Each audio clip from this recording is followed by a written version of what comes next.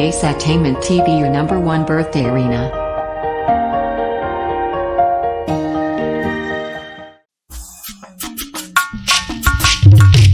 Oyale ọmọ Adédiwúrà o, Tèmítọ́pẹ́ máa wọlé máa rọra.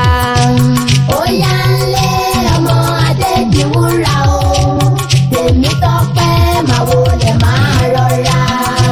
Àpáta dé o. Ẹ bá ń pẹ́ dodo bẹ́júbẹ́jú ká bọ́ sóde mi ò kẹ́gbà lọ́wọ́ ẹ bá ń sọ fún gbogbo agungi kọ̀pẹ́ ká máa bọ́ sálẹ̀ lóní kíákíá. Lónìí ọjọ́ ìbí Tèmítọ́pẹ́ bísẹ̀ tí mọ́nì gángan lèmi ń gé olóríire. Dúdú bí kóró ṣe adúláwọ̀ ọkùnrin ire tó nà délẹ̀ tó dúró déédéé adùn márìn láwùjọ àwọn ọkùnrin ni. Olóríire ẹ̀dá ènìyàn tí mọ́nì o.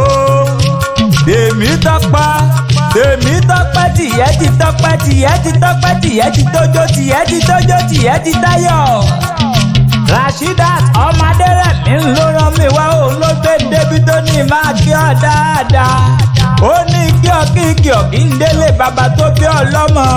Ìrókòrá Èkìtì níṣẹ́ lé bàbá rẹ̀ ọlọ́jọ́ bí tòní. Mo mórí kìlé yín já lọ. Ìwọ lọmọ Ìrókòrá Èkìtì ọmọ àjìjà èmùrè òlú ẹwà ubi kan ṣẹwà èèyàn ọmọ olóṣè kó máa rí gúyà ọmọ olóṣè méjì takọtabo ọmọ ọlọ́gbọ̀n ọmọ olóbì kó sòròrò àròkò ọmọ olóbì kó sòròrò rúwérúwé ọmọ olóbì kèsì ẹ̀nù ọ̀ọ́ni kó tẹ́rù aya ọmọ ni. Mo kí ọkú ọdún àṣèyí àṣàmọ́dún tẹ̀mí àríyáyá ń tiyá àríyáyọ̀ ń tiyọ̀ iná ní sàyà ná onílé àlejò wọn á máa bayọ̀ kejì ẹ lágbára lọ́wọ́ ọlọ́run ọba mi.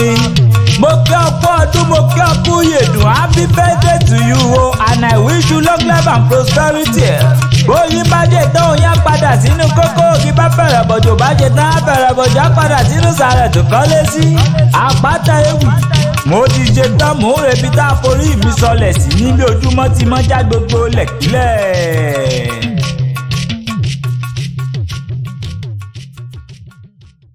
Thank you for watching our video and follow us on Instagram, Twitter and Facebook at Apata Ewi. Please don't forget to subscribe to our YouTube channel for more videos. We love you.